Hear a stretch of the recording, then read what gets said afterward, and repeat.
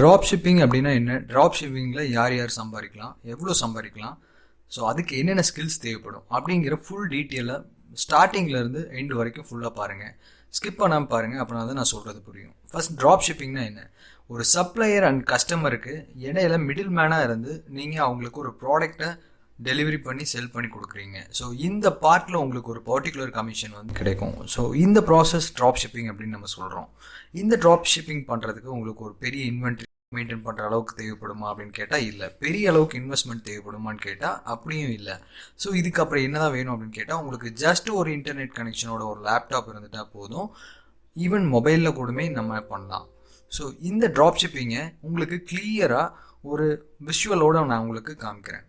So இந்த process எல்லாமே வந்து நீங்கள் என்ன ஒரு ஃபிசிக்கல் ஒர்க்கும் இல்லாமல் நீங்கள் சிஸ்டமேட்டிக்காக இருந்து எல்லாமே ஃபாலோ பண்ண போகிறீங்க. ஸோ இதை நம்ம எப்படி டீட்டெயில்டாக ஒர்க் ஆகுது அப்படிங்கிறத உங்களுக்கு நான் வீடியோவில் எக்ஸ்பிளைன் பண்ணுறேன். How drop shipping works.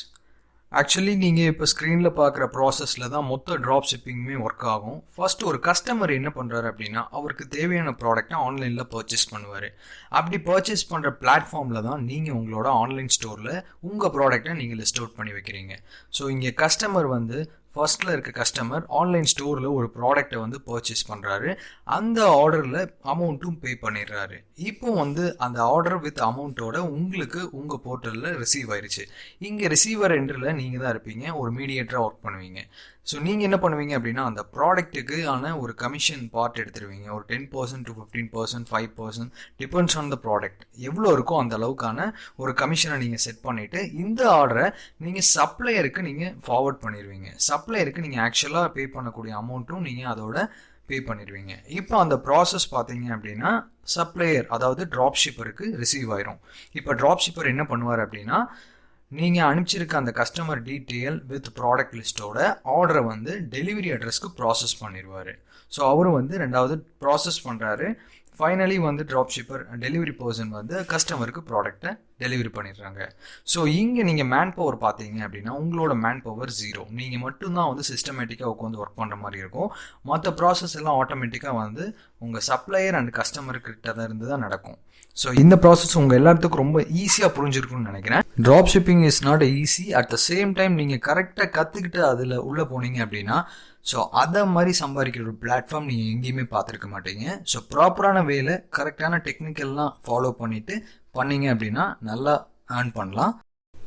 நீங்கள் ஒரு ட்ராப் ஷிப்பராக இருக்கும்போது எப்போவுமே வந்து ப்ரைஸிங்கில் நீங்கள் ஒரு அப்டேட்டாக இருக்கணும். அப்பப்போ செக் பண்ணிகிட்டே இருக்கணும். ஃபார் எக்ஸாம்பிள் நீங்கள் லிஸ்ட் பண்ணியிருக்க ஸ்டோரில் வேறு யாராவது பார்த்தீங்கன்னா அதே ப்ராடக்ட்டை கம்மியான ப்ரைஸ்க்கு லிஸ்ட் பண்ணியிருப்பாங்க. அந்த மாதிரி டைமில் என்ன ஆகுன்னு பார்த்தீங்க அப்படின்னா கம்மியான ப்ரைஸுக்கு இருக்கிற ப்ராடக்ட்டை தான் கஸ்டமர் வாங்குவாங்க. இந்த மாதிரி டைமில் உங்களோட சேல்ஸ் ரொம்ப பாதிக்கும். ஸோ நீங்கள் ஒரு ட்ராப் ஷிப்பராக இருக்கும்போது இந்த மாதிரி விஷயத்தில் நீங்கள் கவனிக்கணும். ஒரு பர்டிகுலர் நீச்சை மட்டும் ஃபாலோ பண்ணுங்கள். நிறைய பேர் பண்ணுற தப்பு என்னென்னு பார்த்தீங்க அப்படின்னா மல்டிபிள் கண்டென்ட் ஆட் பண்ணுவாங்க. அப்போ உங்களை ப்ரிஃபர் பண்ணுற கஸ்டமர், உங்கள் ஸ்டோருக்கு வர கஸ்டமர் ஒரு ப்ராடக்ட்டை வாங்கினா அது மட்டும் இருக்குதுன்னு நினச்சிட்டே வருவாங்க. நீங்கள் அதில் ஒரு ஸ்பெஷல் ஒன் அப்படிங்கிற மாதிரி நினச்சி உங்களை சப்ஸ்கிரைப் பண்ணி வச்சுருப்பாங்க. உங்கள் வெப்சைட் ஆகட்டும், இல்லை நீங்கள் ஃபார்வர்ட் பண்ணுற சோஷியல் மீடியா பிளாட்ஃபார்ம் ஆகட்டும். சில பேர் என்ன பண்ணுறாங்க அப்படின்னா நிறைய கண்டென்ட்டை ஸ்ப்ளிட் பண்ணி போடுறாங்க. அந்த மாதிரி டைமில் சேல்ஸ் கொஞ்சம் டவுனாக இருக்க வாய்ப்பு இருக்குது. ஸோ இதெல்லாம் நீங்கள் செக் பண்ணணும். எந்த வெப்சைட்டில் பண்ணால் பெஸ்ட்டாக இருக்கும், என்னென்ன வெப்சைட்லாம் ஃப்ரீயாக இருக்குது அப்படிங்கிறது நான் சொல்கிறேன். ஸோ உங்களுக்கு ஷாப்பிஃபை ரொம்ப கேள்விப்பட்டிருப்பீங்க, ரொம்ப பாப்புலரான வெப்சைட், எல்லோரும் அதில் தான் பண்ணிகிட்ருக்காங்க. அண்ட் ஈபே, அதுக்கப்புறம் இட்ஸி, இந்த மாதிரி நிறைய வெப்சைட்ஸ் இருக்குது. நீங்கள் ஷாப்பிஃபைல பண்ணுற மாதிரி இருந்தால் மந்த்லி வந்து சப்ஸ்கிரிப்ஷன் பிளான் மாதிரி நீங்கள் எடுக்கிற மாதிரி இருக்கும். ஸோ அதுக்கு பே பண்ணுற மாதிரி இருக்கும். ப்ளஸ் வந்து ப்ராஃபிட் லெவலும் அதிகம். அதே மாதிரி பார்த்தீங்க அப்படின்னா உங்களுக்கு வந்து ஒரு இன்வெஸ்ட்மெண்ட் பண்ணக்கூடிய அளவும் ஒரு சின்ன இன்வெஸ்ட்மெண்ட் தான் இருக்கும் மினிமலாக.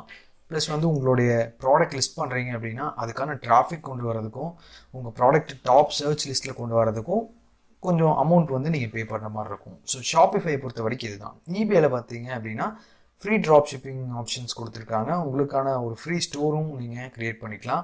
ப்ராடக்ட் லிஸ்டிங்க்கும் அதுக்கும் ஒரு சில சப்ஸ்கிரிப்ஷன் பேக் மாதிரி கொடுத்துருக்காங்க. அது என்னங்கிறது நீங்கள் டீட்டெயிலாக செக் பண்ணிக்கலாம். ஸோ இந்த 2 வெப்சைட்டும் நீங்கள் பண்ணுறது பெஸ்ட் அப்படின்னு நான் சொல்லுவேன். இது போக நிறைய வெப்சைட் இருக்குது.